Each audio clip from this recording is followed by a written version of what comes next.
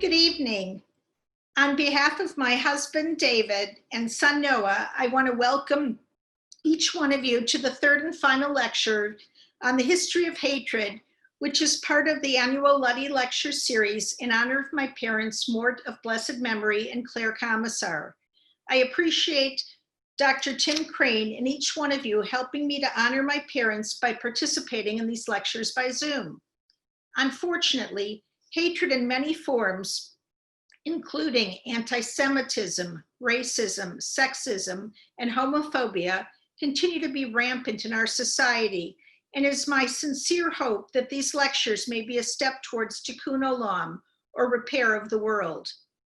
I want to thank my parents for instilling in me a passion for family, social justice, Judaism, learning, and tzedakah, which motivated me to establish an endowment at the JCC to sponsor an annual Luddy Lecture Series in their honor, with future topics to be determined, but to always be a relevant topic to raise awareness and lead to contemporary Jewish engagement as a community.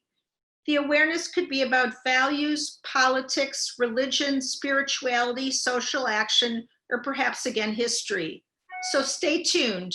And hopefully for the next Luddy Lecture Series, we'll have the option to meet either by Zoom or better yet in person.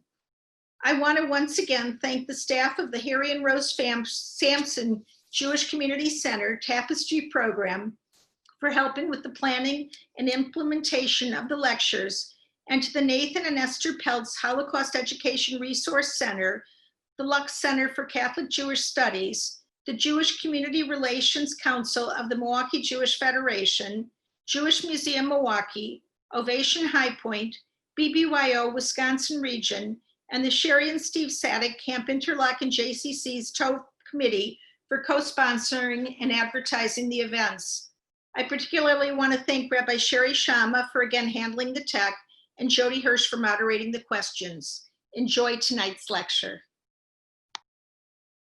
Good evening, and welcome to part 3 of our 3-part presentation on the history of hatred. And what I'd like to do this evening before I actually begin is to thank once again Maureen, David, and Noah Luddy for sponsoring this 3-part series. I'd also like to say a hello once again to Claire Commissar. I was just thinking this past weekend, Claire, about the wonderful conversations you and Mort and I had over the years, and the great laughter as well. I miss you very much. It seems to me like it was more like about 2.5 years ago, but it's been, in essence, in reality, more like 10 now. Time certainly flies, but I hope that you are well. Well, this evening, what we're going to do is we're going to look here in terms of getting more into the 20th century from the more of a case of the recent past, bringing things into the present, as well as projecting onwards then into the future. And we were talking in terms of the longest hatred going all the way back here to biblical times. And in part 1 of our 3-part series, our focus was on Christian anti-Judaism and the impact that this would invariably have here on the history of the Jewish people. And not just in biblical times, but also as well from the perspective of the Middle Ages and onwards into the early modern period and into the modern period. Our focus in part 2 of our 3-part series was on the foundation of modern anti-Semitism and its birthplace here in Europe, where Christian anti-Judaism really takes a hold, is in European civilization in the Middle Ages, where we see our first example of this homicidal violence here launched, I should say, a large-scale violence launched against Jewish communities throughout historic Europe. But with the birth of modern anti-Semitism, we see this shift away from the Jews as Christ killers into more of an economic and a political thing, the Jews and their power, the Jews and their love of money. They're going to continue to be demonized. They will continue here to be scapegoated, as has been the case for hundreds of years. But we will see, in essence, this shift that formally takes place as we witnessed last week in part 2 of our 3-part presentation. Well, to begin formally this evening, we stressed in terms of the centerpiece both for anti-Judaism as well as modern anti-Semitism was historic European civilization. And anti-Semitism is going to impact certainly areas outside of Europe. And this evening we are going to look at the United States. We will also look at the Middle East and then bring things into the present day. Well, from the perspective of the United States as a nation, what you have here is, for all intents and purposes, all of us, whether willing or unwilling, were transported, or our ancestors were transported, willing or unwilling, from some other place in the world. And you have the one exception to this in the American experience. The one exception are Native Americans. Native Americans in the present day make up not even 1% of the population in this nation. A very, very difficult history Native Americans experience, as too is the case, of course, with African Americans. And what we find here is a nation that has this historic immigrant past, the so-called Great Melting Pot, up to and including the present day. But our first major group, of course, are the colonial Americans. Trace their ancestry all the way back to 1776 and all that. Well, continuing on into the 19th century, we have these old immigrants. Old immigrants, again, just like colonial Americans, overwhelmingly from historic Europe, so too would be the case with the old immigrant groups. The old immigrant groups from 1810 onwards up to about the time of the American Civil War. And what it meant to be an American, what it meant in essence to be an American was to, in fact, be a white Anglo-Saxon Protestant. WASP, America. White Anglo-Saxon Protestant, especially if I could trace my ancestry right directly back to the British Isles. I'm an American through and through, generations removed from the historic British Isles would be the attitude, but this would be the approach across the board. Well, what we see here, by the time we get to 1880 in the United States, you still have this nation, this identity, this Eurocentric model through and through, no doubt about it. But if we can recall back to last week when we talked about the Jewish experience in Europe, we stressed that in the 19th century, 75% of Jews in the world resided in Eastern Europe, 75%. But we also stressed that following the May laws in 1881 in Imperial Russia, it began this transition, this transformation, this migration to Western Europe, to South Africa, to Palestine, as well as to the United States. In 1880, in the United States, in 1880, there were just 300,000 Jewish residents, just 300,000, a tiny fraction of the population. The population of the nation as a whole in 1880 stood at 76 million. It stood here at 76 million. Catholics, who were also going to be coming over in this huge wave, okay, again, kind of rocking the boat for a Protestant nation, for Protestant people, Catholics made up in 1880 just 2 million residents here in America, or about roughly 2% of the population. Well, what happens here is the population is going to grow and grow quite remarkably for the United States. This issue of North and South had been resolved. Now it was time, in essence, to open the floodgates and to encourage more and more people to come to the United States. You needed here this people power. Time to fulfill this manifest destiny from sea to shining sea, from the Atlantic to the Pacific. And it'd be this call of go west, young man, push beyond the Mississippi River that attracted so many newcomers to the United States. The population of the United States was at 76 million in 1880. By 1920, it had reached 109 million. Huge influx here of foreign-born newcomers to this nation. And 80% of these newcomers, 80% of these newcomers would hail from historic Europe. No surprise there. Okay? But the majority were not from Western Europe. Rather, they were from Central Europe and Eastern Europe. The remaining 20%, were from Mexico, Canada, and the Philippines. The face of America, therefore, began to change quite strikingly here over the time of this movement of these new immigrants, as they're referred to as. And perhaps most striking of all, you're going to have millions of Jews and Catholics now coming into the United States. Well, for this nation of immigrants, here's a photograph of an immigrant family in New York Harbor. This photograph is taken actually in the late 1890s. I believe it's 1898, if my memory serves me correct. Here is another picture. This is actually taken in 1905 at Ellis Island. These are Jewish immigrants arriving here from Western Europe, and they are being processed through Ellis Island here at this time period as well. But what we see with this transition, this transformation, is we see a population that is going to settle, these newcomers, these new immigrants, are going to settle overwhelmingly throughout the Northeast, as well as the Midwest. As well, here's the Midwest. And you will witness in this situation by 1920, take into consideration the following: 60% of the residents of New York, Boston, Philadelphia, and Providence had been born outside of this country by 1920.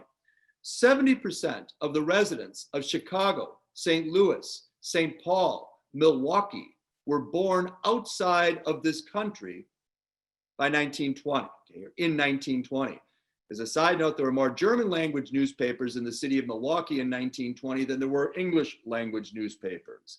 Well, you see this transition, this transformation, and all of these newcomers are coming in, settling in these tenement housing, living for the most part in slums, trying here to envision this future, this American dream, this land of opportunity. And they knew that their lives were going to be extremely difficult. They recognized this right out of the gate. But that wasn't the focus. The focus was for their children, for their grandchildren, and what the opportunities would in fact formally be for them.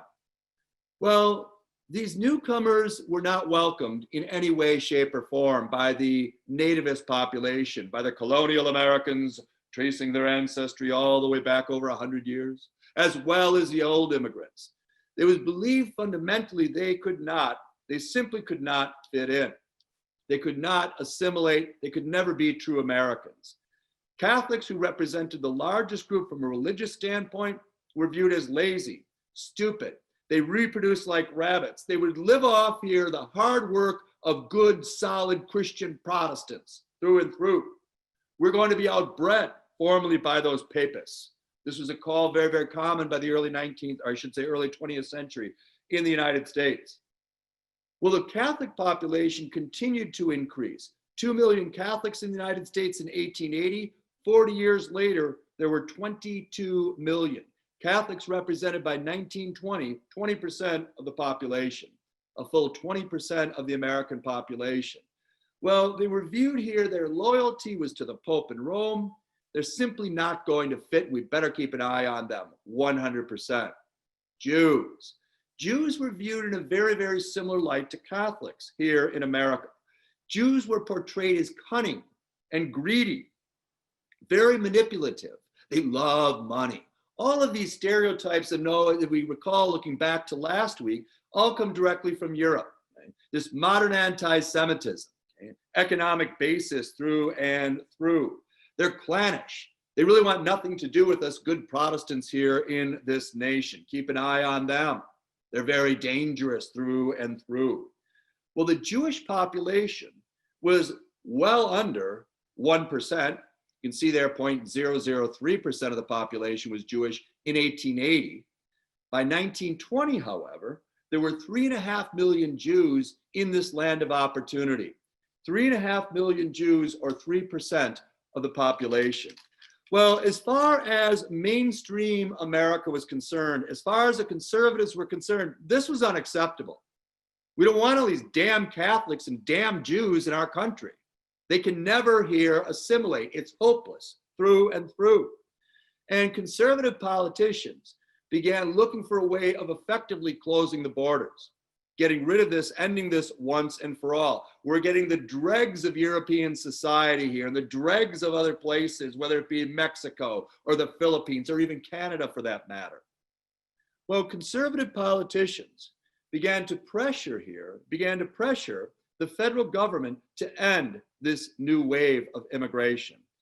And in 1920, the Immigration Act of 1920 is going to substantially reduce newcomers here to this nation. It'll be a huge slash, actually. It would be followed up in 1924 by the Johnson-Reed Immigration Act. This is going to significantly reduce it even more. What had been, to give you an example, in 1918, the amount of Americans who could come in, this is going to be dropped by 1924 to by 80%. So it will be very, very difficult to gain access. And by the same token, the US government is going to put strict quotas on which countries can send how many people. There would be blatant favoritism given not to the Central European or East European nations. We have enough of those as far as they're concerned. It would be to the West European nations instead. Well, it would also be at this time that the Ku Klux Klan would rise to prominence once again. Now, the KKK comes into existence in the American Civil War in 1863 in the state of Tennessee, and it was to be, in essence, this Confederate kind of like a social society after the war was once done. However, in Reconstruction, even though you have here slavery being abolished, by the same end, it was to keep blacks at just above slave status, to make them sharecroppers. Jim Crow laws, everything, this would all be instituted here by the KKK, a terrorist organization through and through. Well, they were so successful in what they did following a blatantly racist program here throughout the South, that it was really no longer necessary for the organization to remain in operation. However, now with this onset of all of these newcomers, all of these criminals, the Ku Klux Klan is necessary. It is needed once again, and it'll rise here to the challenge. Here's a photograph taken in the Roaring 20s. This photograph is taken actually in Binghamton, New York in 1923. You can see here women dressed in Klan garb. And what became, in fact, the motto for the Ku Klux Klan here is it's going to experience this rebirth, this huge surge in support. The motto, you can see it right there on the slide. America first, one God, one country, one flag. What did it mean to be an American? Well, certainly if you were a new immigrant, you weren't born in this country, you or your children for that matter, were not viewed as being American. You're viewed as the outsider, plain and simple. The targets here for the Ku Klux Klan remained as always African Americans. Adding to the list, though, were Hispanic Americans. You have a very large influx of Mexicans coming in here as part of this migration in this 40-year period. But especially here, immigrants, and especially Catholics and Jews. Because as far as the Klan was concerned, overwhelmingly, in a larger framework, these newcomers are taking away our jobs. They are destroying our American way of life.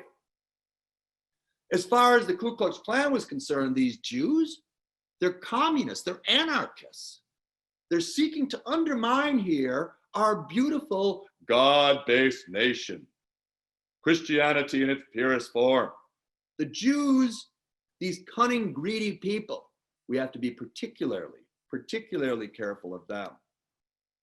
Well, Klan membership reached an all-time high in 1920 with 2 million members. By 1925, Klan membership had skyrocketed. It had skyrocketed to 5 million. And in the present day, organizations such as this are disgraceful, embarrassing, quite frankly. But here, it had this aura of respectability right out across the board. And when you think of this, or certainly as I do, as a Wisconsinite, I see this here, this group, this organization, that something would be very, very prominent in the South. Oh yes, Mississippi, Alabama, that's where we'd expect it. Well, the reality here is that it was all over the US. The largest Klan chapter of all was in the state of Indiana, the state of Indiana. Well, from the standpoint here, for Catholics, there were so many of them, they had safety in numbers, quite frankly, representing 20% of the population by 1920. For Jews, it was different. This historic scapegoating that we saw going on in part one, we witnessed it as well in part two. Well, surprise, surprise, it's continuing in part three and beyond for that matter. Jews, as far as the Klan was concerned, they're bankers. All they care about is money. They control the media. They control here the radios, as radio became more and more prominent as the decade progressed. They also control the newspapers.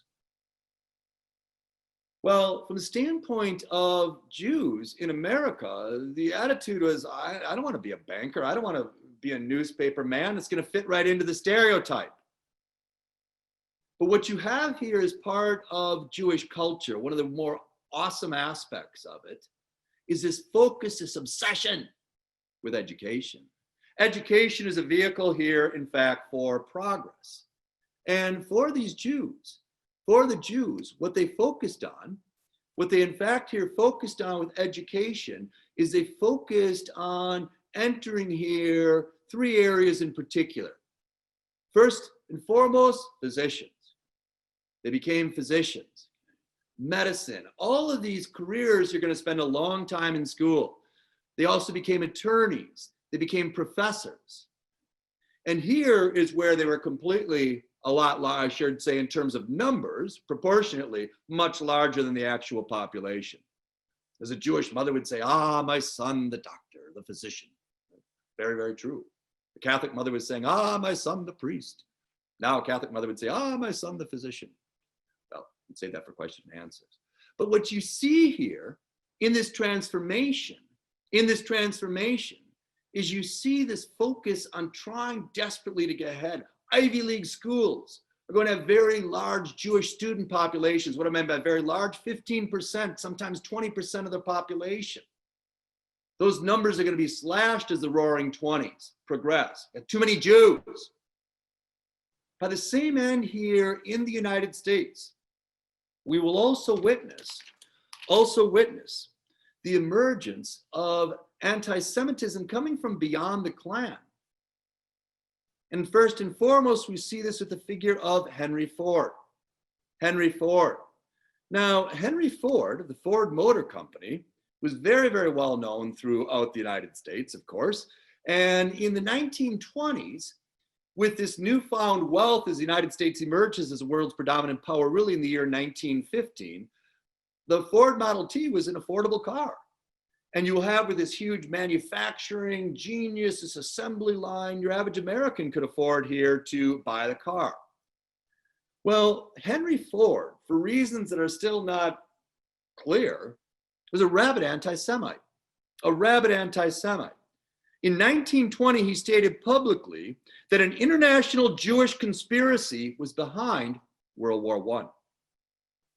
He also stressed that Jewish financiers actually profited from the war and set the origin here for this war in 1914 to take place. Well, he had just outside of Detroit, he had his own newspaper, the Dearborn Independent.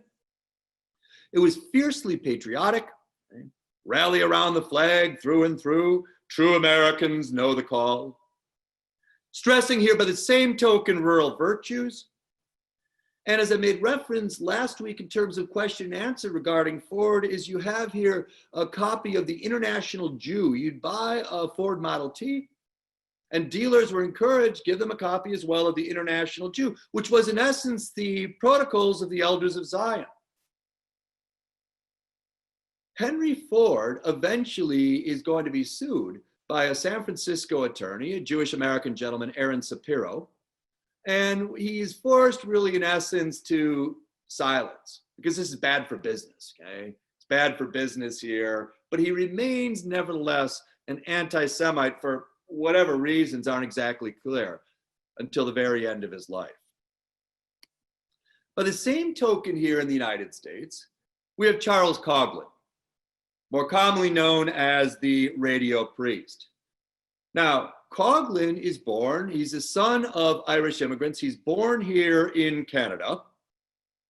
And he enters the monastery, becomes a priest, and he is appointed to a small parish in 1926, just outside of Detroit. Well, Coughlin claimed in 1926 that the Ku Klux Klan had done a cross burning on the property of his church. So what he began doing in 1926 is he began speaking out, condemning the activities of the Ku Klux Klan, and the Ku Klux Klan here focusing their attention on Catholics. This is completely and entirely unacceptable, and we simply will not stand for it as far as Father Coughlin was concerned. Well, his radio audience would grow locally, but it was limited pretty much to the Detroit area, Detroit metro area. Well, in 1929, the stock market crashes in October, and the United States ends up heading into this Great Depression. Well, he develops a larger and larger audience. Now, Father Coughlin, if he had any understanding of history, should have recognized Jewish Americans and Catholic Americans being virtually on the same page, in the same boat. He doesn't. In 1930, with the Depression going on, he stresses that there is a communist conspiracy at work within the United States. And this communist conspiracy, in the words of Father Coughlin, is linked to the social ills of divorce, birth control, and free love. What exactly meant by free love, I'm not sure. Well, he supported the candidacy of Franklin Delano Roosevelt when Roosevelt runs in 1932. But by 1933, or I should say, and by 1933, he's gaining a larger and larger national audience. Sunday evenings would be his broadcasts. By the end of 1933, 40% of American radios are tuned in to his evening program. Well, what he starts to do is probably the best way of describing would be a dog whistle. He doesn't refer to Jews outright as being the problem here in the United States, this son of Canadian immigrants himself. Rather, he calls them banksters, the banksters. Now, banks had been failing, and as far as he is concerned, this is all a conspiracy on the part of the banksters. But as time moved on, he became all the more out there in terms of his accusations. He stressed in 1934 that the New Deal would make it easier for Jews to run this nation. He also ended up being very sympathetic with these right-wing demagogues, people like Benito Mussolini, General Francisco Franco of Spain, as well as Adolf Hitler. He started supporting more and more this right-wing extremism. He became an enemy of Franklin Roosevelt. In 1937, Father Coughlin began reading on the air the Protocols of the Elders of Zion. Well, finally, the Catholic Church silenced not just his radio broadcasts, but also here his newspaper, Social Justice, but not until 1942. What took so long? Why was this obvious fascist allowed to just go out there and say basically whatever he wanted, however bizarre it was, whatever the case would be? Well, it's a classic example of a sign of the times. Not only was Coughlin here, the staunch American anti-Semite, Charles Lindbergh would join the group as well.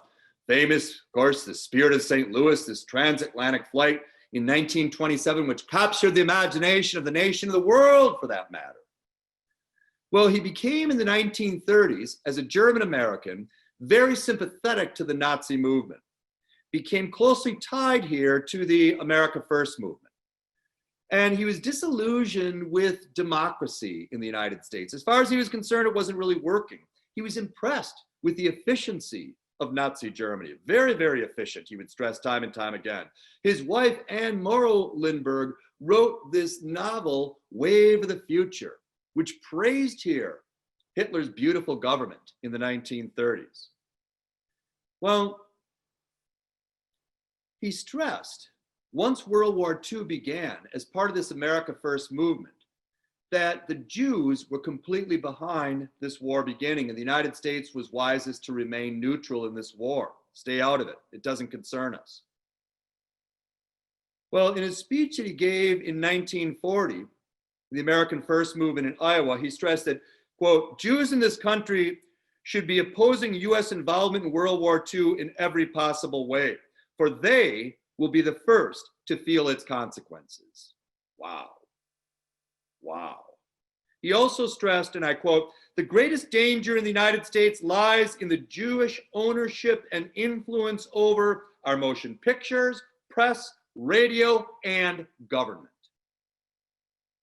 Well, the United States clearly is going to be impacted here by modern anti-Semitism. We see this especially in the 1920s and 1930s. But by the same end, the United States would also be significantly impacted here by the Holocaust in World War II. And what starts happening following 1945, as the death camps and the concentration camps are open, Americans are horrified, absolutely horrified. And for many Americans, it stood here as a testimony of the dangers of bigotry, the dangers of intolerance. Well, European anti-Semitism is going to directly influence the United States. It is also going to directly influence here the Middle East, the same European model that we see. And we were talking in part 2 of our 3-part presentation of the rise of Jewish nationalism, Zionism, and this quest here for a Jewish homeland. Somewhere in the world, the most logical place would be Palestine. Well, in the backdrop of the First World War, in November of 1917, the British government stresses here in the Balfour Declaration its support for a Jewish state in Palestine. Yet by the same token, there was confusion because the British had also told the Arabs that if they rose up and helped here the Allied cause in World War I, and they rose up against the Ottoman Turks, that after the war, they would be giving independent Arab states. Saudi Arabia, Palestine, Iraq, as well as Jordan. So there was a little bit of confusion here. And once the war ends, as far as the Arabs are concerned, they're looking for their independent Arab states. This is also true of the Arabs in Palestine. By the same token, the Jews are going to start emigrating now, leaving historic Russia especially, with wave after wave of pogrom, and moving to historic Palestine in anticipation of a Jewish state. Well, British and French imperialism here in this region would be prominent in the interwar period. But eventually the British and the French realized they had to get out. And violence breaks out in the 1920s on a large scale between the Palestinian Arabs and the Palestinian Jews, as the population by 1930 was about 80% Palestinian Arab, 20% Palestinian Jewish. But they had, by the same token, both of these peoples had here what they saw as a promise from the British for support for independence. Well, as the 1930s went on, chaos continued to impact here this area. And in the white paper of 1939, Britain basically is going to pick a side, and they pick the side of the Palestinian Arabs, and they're going to reduce Jewish emigration to Palestine to a mere trickle. And within 10 years, there's to be this new Arab state of Palestine. Britain's going to wash its hands of it as rapidly as possible, 100%. There had been examples here of anti-Semitic assaults in the Middle East, over the course of the 19th century as well as into the early 20th century. But it was never anywhere near as common as it had been in historic Europe. It's apples and oranges. However, the Holocaust now is going to change everything. It is going to change everything. And the Holocaust, especially from the Western democracies, is going to reinstill here the sense that there has to be a Jewish homeland somewhere in the world, and the only place here is Palestine. A good deal of support. This was particularly true from Harry Truman and the Americans, the new president of the United States, in April of 1945. Well, the situation now is going to start to change in a very rapid fashion. The United Nations is going to intervene in 1947 and sees here both sides having legitimate claims, and they decide to partition Palestine, something the British had already entertained in 1937, didn't work. And quite frankly here, the hope is that it's going to work in 1947, that it will in fact here work in 1947. Well, as far as the Arabs of the Middle East are concerned, the British and the French are imperialists in this region. Now in the post-World War II era, they're leaving. By the same token, they argued that Jews who had been moving from Europe to Palestine were also here imperialists. The British and the French were leaving, the Jews are going to leave as well.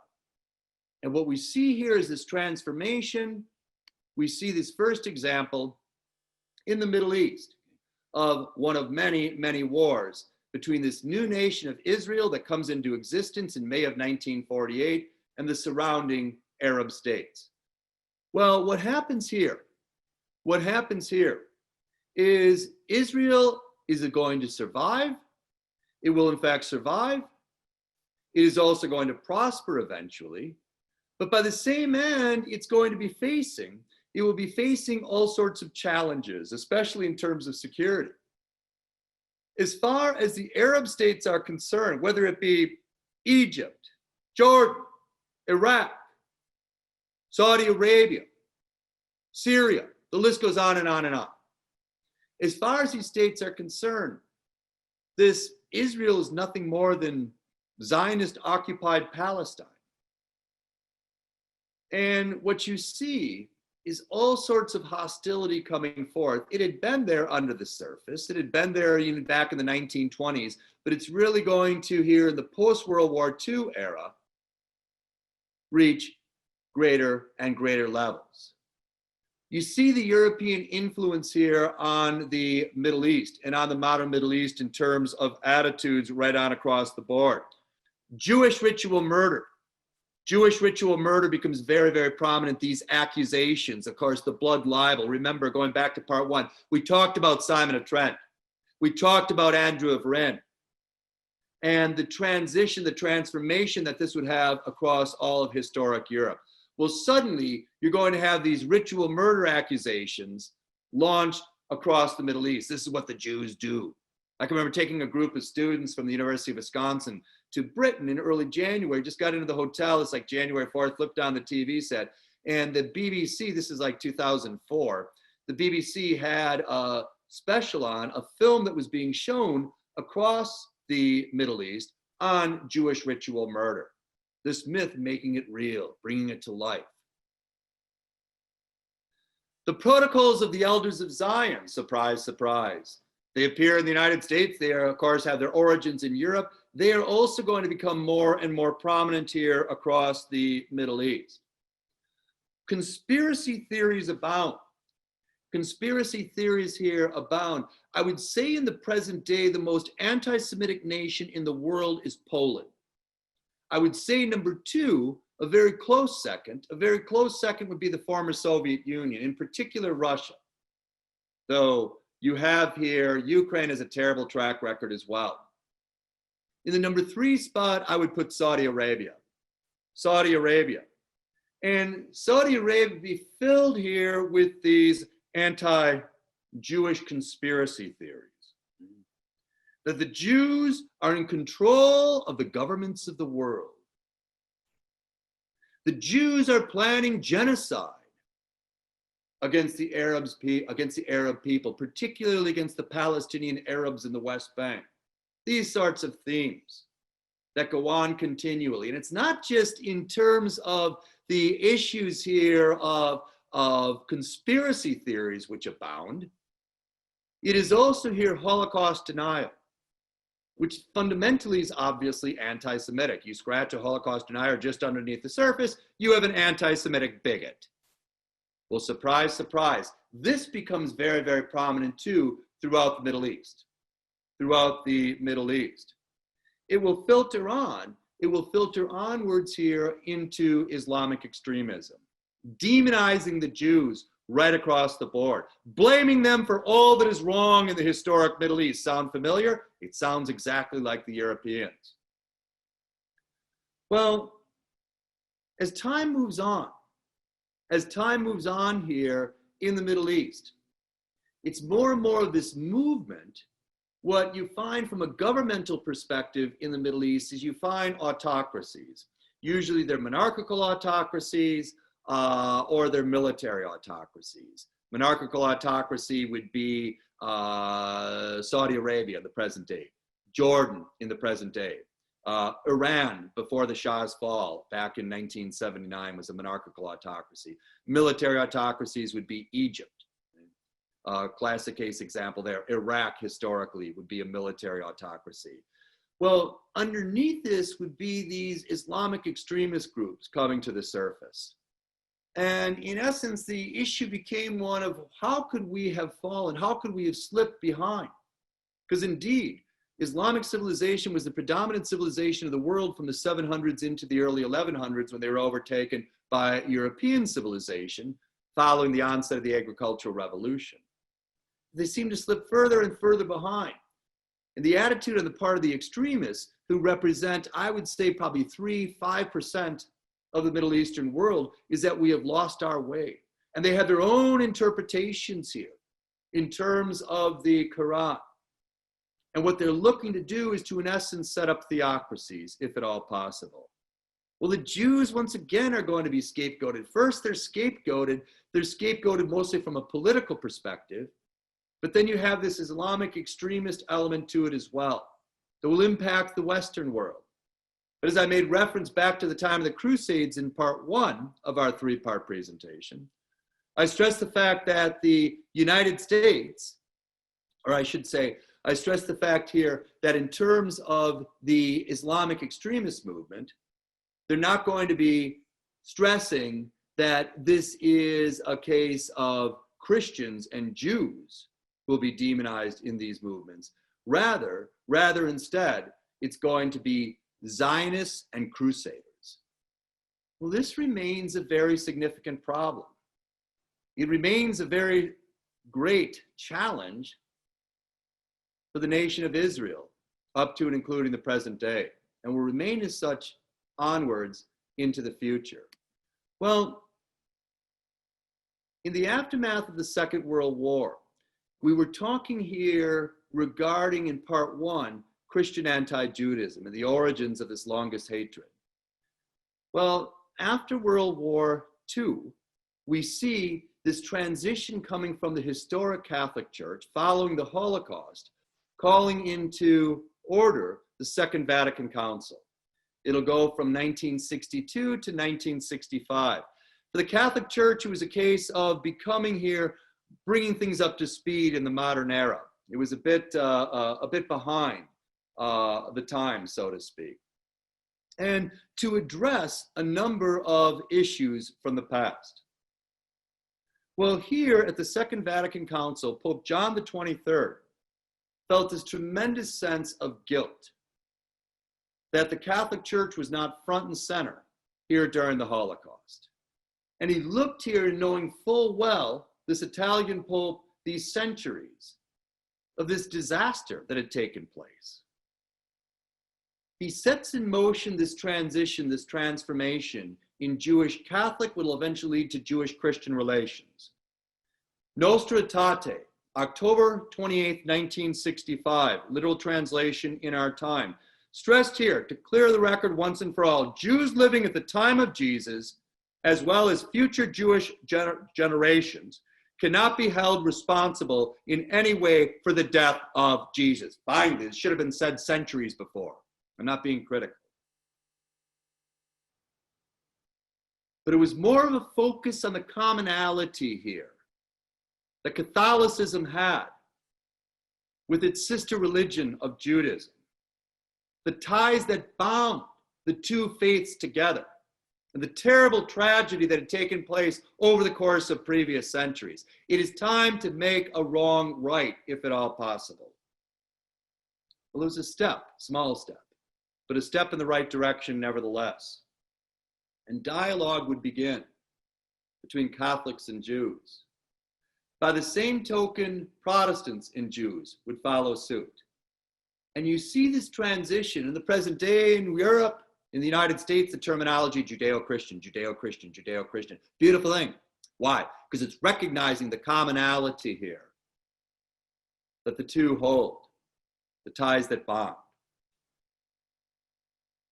Well, anti-Semitism in the United States, though it starts this decline after World War II, a steady decline after World War II, would nevertheless not disappear, certainly not by any stretch of the imagination.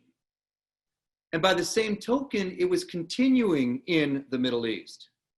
It was continuing as well here in Europe, even after nearly 70% of the Jewish population in Europe was murdered in the backdrop of the Second World War. Oh my God. The United States would also begin to experience an increase in anti-Semitism in a slow, gradual process. Think about hate speech 10 years ago. Think about some Nazi, American Nazi speaking out. He'd be dismissed here as a bum in a bar who nobody took serious. Now suddenly you have this larger framework. These right-wing extremist groups are suddenly gaining greater and greater credence. In this nation, in 2019, in the United States, there were 2,107 anti-Semitic incidents. This includes assaults, vandalism, and harassment of Jews. 2,107 in 2019. The highest number since tracking had begun in 1979. It also represented, in the United States, a 12% increase over 2018. Europe, you witness this continual escalation, a continual escalation in Europe. In December 2018, 89% of Jews living in West European countries feel that anti-Semitism has increased in their nation over the past 10 years. 89%. Of those Jews, 85% believe that it has become a serious problem. Now, 80% of Jews in the world reside in Israel or the United States. So you have sizable populations, but they're very, very small in historic Europe. Something that is very troubling. France, in 2018. In 2018, France experienced a 70% increase of anti-Semitic acts compared to the year before. Germany, in 2018. Anti-Semitic crimes in Germany, including hate speech, rose by 20%. Britain recorded 1,652 anti-Semitic incidents in 2018. Included in those acts were 123 acts of violence. This is the 21st century. The rise of right-wing parties, has contributed to the problem. Ultra-right-wing parties here in Europe have added to the problem. Many Jews in Europe are thinking maybe we're better off leaving, going somewhere else, going to Israel or the United States, hopefully to safer havens. You see a concern for the future. Going back to my dear friend, Diney Tuckman, a blessed memory. Diney would always say to me, you know, Tim, you're an idealist. You're an idealist. I said, no, I'm an optimist. He'd say, you're an idealist. You need to be a realist, like me. We go back and forth and back and forth. And in fairness, as time marches on, I think he was more right than I was. A prominent voice of the French Enlightenment, Voltaire, once said the following, and I quote, "Those who can make you believe absurdities can make you commit atrocities." Think about that for a moment. Those who believe absurdities can commit atrocities. What the future is isn't entirely clear. Technology has changed, no doubt, changed quite significantly. But at the end of the day, human nature has not. We opened looking at the events in Charlottesville 3 years ago this month, 2017, as an example of that. Why this continues, why anti-Semitism is becoming alive and well once again, I have no idea. It's confusing, it's perplexing. Lack of education, stupidity, ignorance, call it what you will. Old bigotries die a slow death? Perhaps. Yet by the same token, it is also imperative to have hope for the future. Where I find hope as a Jewish historian, looking here in the United States, I see hope in the Jewish American experience during the Civil Rights Movement. Start looking at photographs this evening of marches in the Civil Rights Movement. Obviously, the vast majority are African American. You see whites? I can guarantee you, more often than not, the majority of them are Jewish. It's a classic example of knowing what it's like to be the other, learning from the past. And I wish we had that with so many other groups here in the United States, have a much better understanding. Because as I stressed before, I'll stress again. At the end of the day, if history teaches us anything, there's but one race, the human race. And to formally end this evening, in terms of a sense of hope for the future, of hope for humanity, and I remain, though at times it's extremely difficult, especially in the present climate from a global perspective, and so very many, many problems. Nelson Mandela's words, however, can ring true. No one is born hating another person because of the color of his skin, or his background, or his religion. People must learn to hate. And if they can learn to hate, they can be taught to love. For love comes more naturally to the human heart than its opposite. Thank you so very much.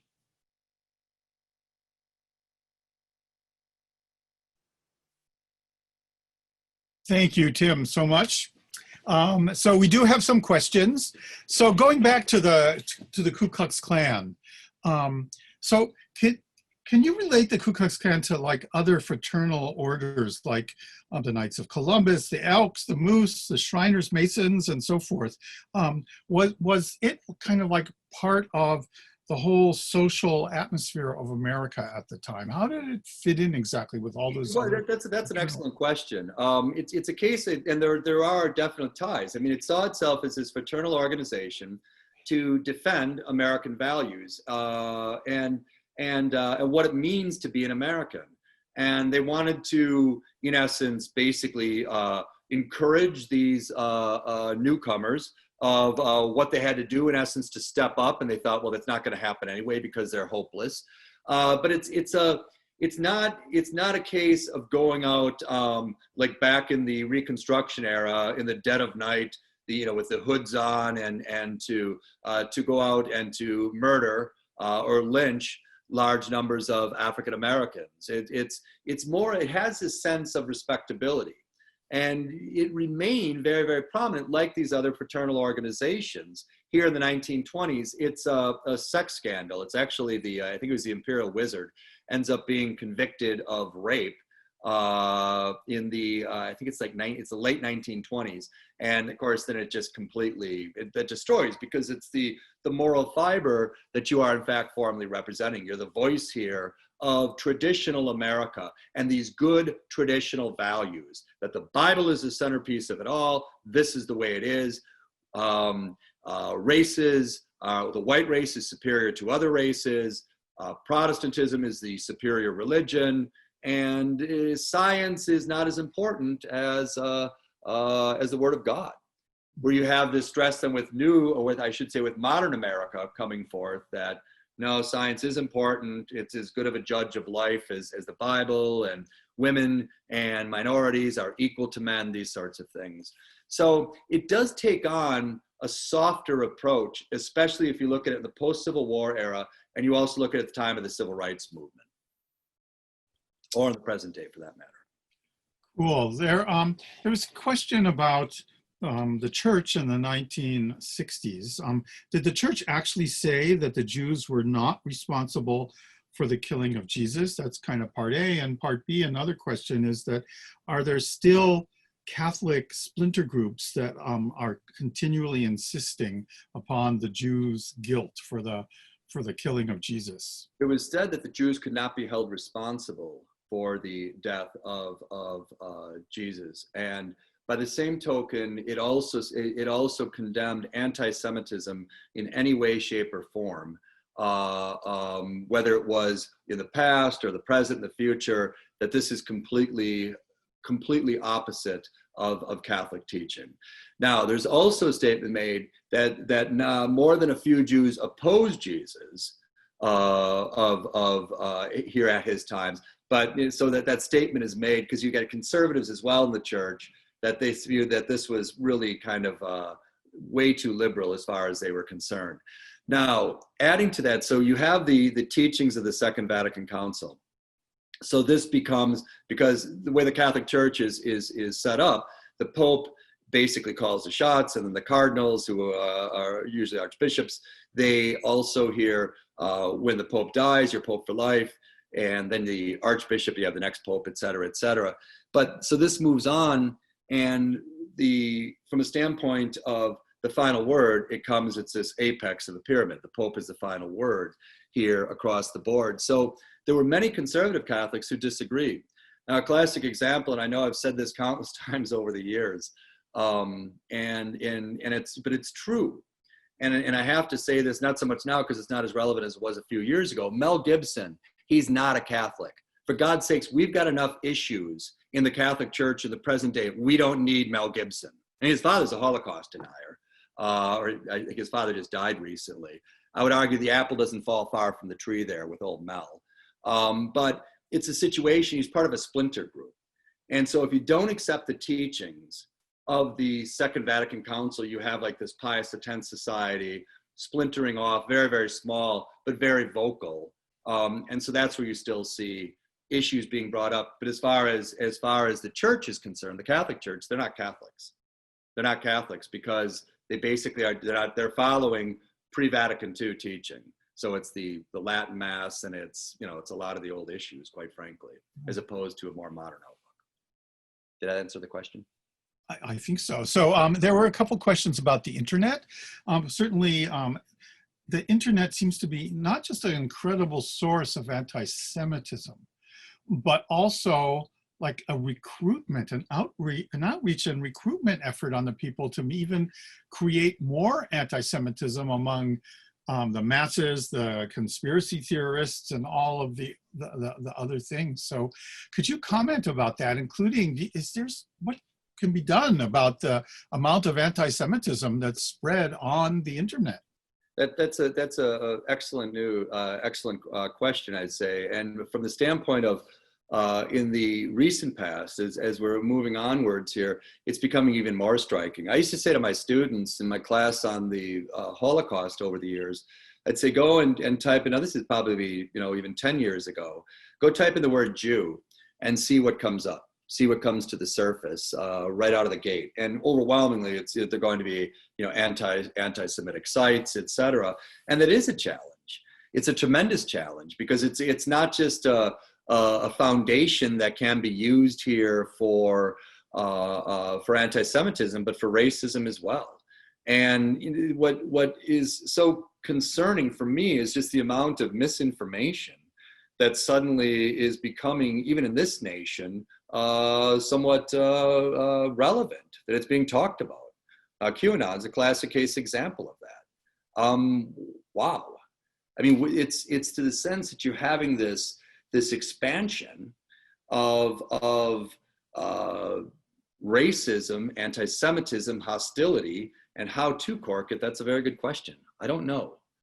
I mean, I think that the key here at the end of the day is education, but it's in essence, people believe weird things, and it takes on a life of its own. Over the years, I'm always amazed at how many Holocaust deniers I encounter.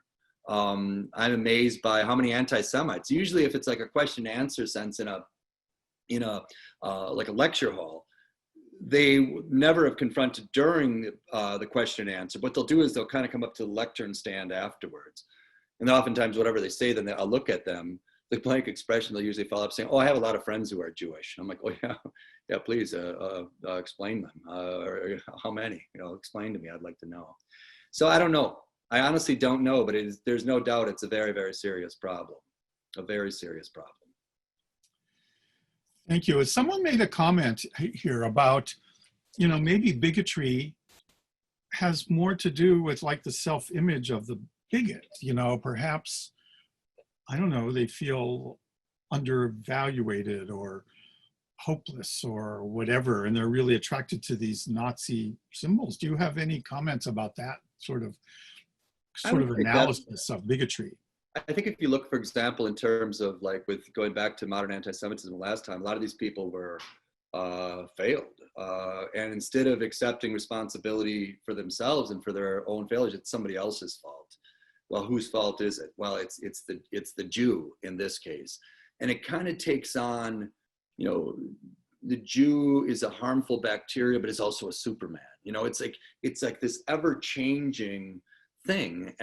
You can make it, transform it in essence into whatever you want it. You can blame, it's a classic case example of scapegoating, that things didn't work out for me, but it's not my fault. Okay? It's not my fault. It is the fault of the Jews, like going back when we started off with the Charlottesville, with the torch parade. Jews will not replace us. What the hell is that? What is that? I mean, in this nation, oh my God.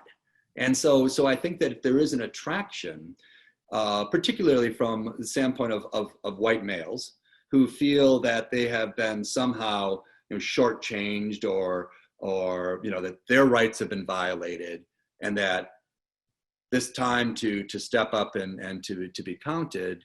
I mean, it's a case, I think it'd be more of a case for the psychologists than the historians to actually pinpoint.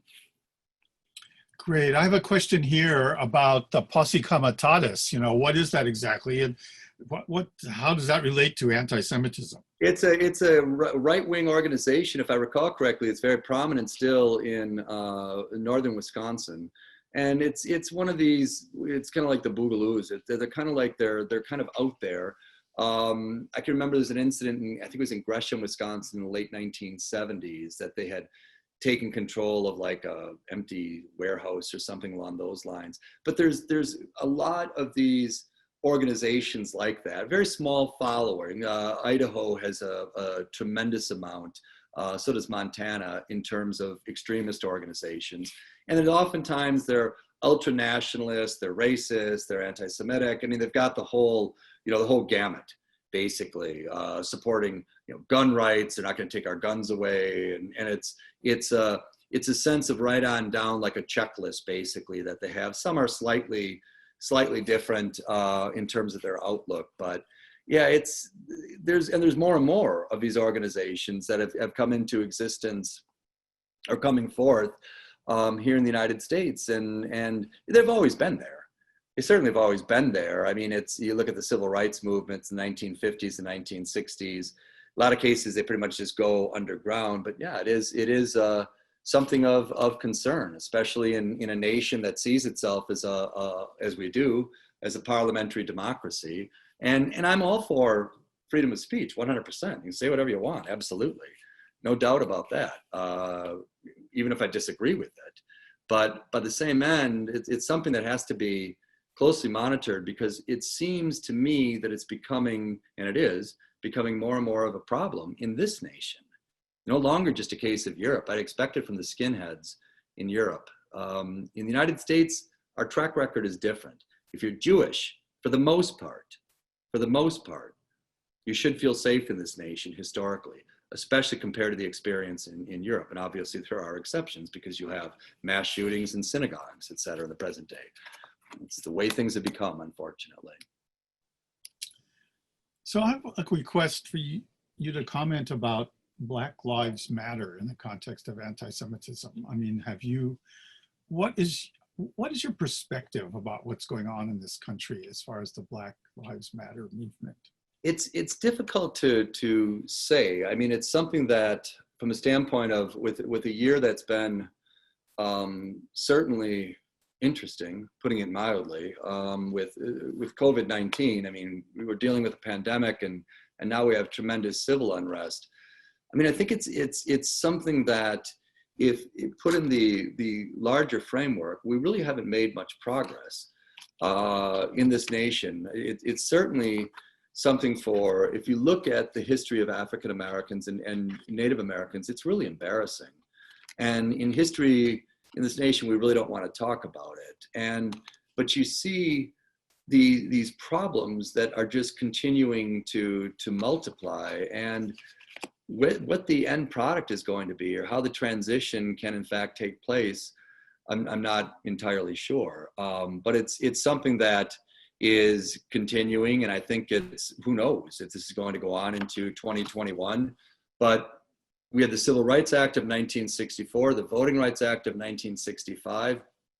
It seemed like we were on the right path. But it's, in essence, it seems like, especially with racial relations in this nation, we seem to take a step forward and then 2 steps back. And it's something that I genuinely empathize and sympathize. And I think that by the same end, the larger picture, I mean, if you look at, in the framework of Jewish Americans and African Americans, there should be a natural alliance there as well. Oftentimes we'll talk attorneys in the United States, defense attorneys, being the voice of the other. Well, at one time, it was Irish Americans, it was Jewish Americans and African Americans who were the defense attorneys. Okay? Irish Americans aren't anymore. We conveniently have forgotten what it's like to be the other. And we didn't have anywhere near the level, I'm not even putting us in league, with Jewish Americans or with African Americans or Native Americans or Hispanic Americans, the list goes on and on. But it's changed in that regard. And now you see it's more of a, because what I think one of the many things that are so cool about Jewish Americans, one of the many awesome aspects, is knowing what it is like to be the other, knowing what it's like to be discriminated against, knowing the vulnerability of it.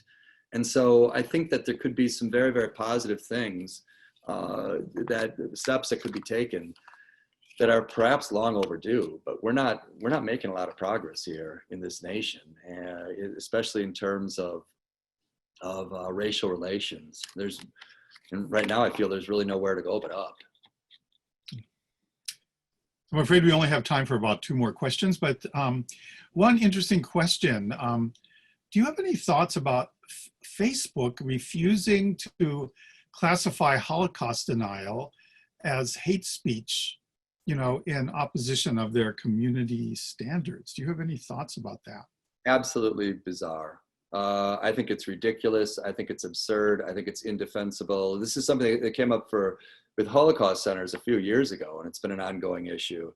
I'm all for freedom of speech, okay, but by the same token, if you start in on what's just absolutely ridiculous and absurd, and hate speech through and through, and you're out living on planet Xanthor, it's something entirely different. And I don't understand why this is not being changed and changed immediately. So finally, there's a question about belief in God. And, if we believe that God is one and the creator of the world, and the human race is one, shouldn't we believe that the foundation of all major religions, that God is the same in all of the major religions? What do you think? That's an excellent question. From the perspective of my outlook, I'd see it from the standpoint of the vast majority of cases in this earthly journey that we're all on. It's a sense here of if there's what is beyond, okay, and for Christianity, for Judaism, from a standpoint, from my perspective, it makes a good deal of sense. We don't know. Nobody's ever come back and say, okay, this is what afterlife, if there is one, exactly what it's going to be, so on and so forth. Whereas with Christianity and Islam, the two sister religions, it's spelled out through and through. But it's imperative to understand that from a historical framework, 99% of us, the religion that we come onto planet Earth with is the religion we take on our way out as well. And if you're a Lutheran and you convert to being an Anglican, that doesn't count because you're going Protestant to Protestant. But what I'm saying is that, from a perspective of converting to somebody who's Jewish converting to Islam, or a Muslim converting to Catholicism, it's very, very rare. So it's a sense, it could lead to the sense of religious elitism. I oftentimes would say to my students over the years, picture God as being in Kansas, okay? And we're all, our end product here, our end focus, as having been sent by the Supreme Being, and we're going to return to that Supreme Being. It doesn't matter how we're going to get to Kansas. Some of us may fly, some of us may bicycle, some of us may drive, but the end product here is the same. And I think that if there's more of a recognition, which also came forth in fairness in Nostra Aetate, of looking at Islam and Hinduism and as well as Judaism, and recognizing a commonality, it could go a great deal of distance towards easing a lot of concerns. Because as human beings, we're locked in this little box. I'm A, B, C, and D. Oh, you are too? That's great. Oh, you're R, you're X, you're Z? Oh, how did that happen? I think we're very comfortable with those who are like us, and which is also somewhat foolish, because even from a global perspective, it's a sense of the commonality that we share that's important. And I do believe firmly in a supreme being. I don't understand he, she, it, but I firmly believe, and I see what's actually comforting is over the years of teaching Judaism, Christianity, and Islam, as well as a companion course of Moses, Jesus, and Muhammad, and seeing the ties that bind these big three. I mean, Judaism's small, but thank God for Judaism, because it represents Christianity and Islam as the next two big sisters, basically, or larger sisters, I should say. But the overwhelming ties that they have are really great. And we talk in the present day, Judeo-Christian, Judeo-Christian, Judeo-Christian. That's awesome. That's wonderful. I'd like to see the third sister faith, Islam, come home to its two sisters. And I'm not being critical of Jews and Christians, because it's going to have to be a two-way street in that regard. But it belongs with its two sister faiths. There's no doubt about that, because the overwhelming ties are far more striking than the divisions. If we can cross that bridge, if we can make that bridge with Jews and Christians, we certainly can take it in a much larger framework.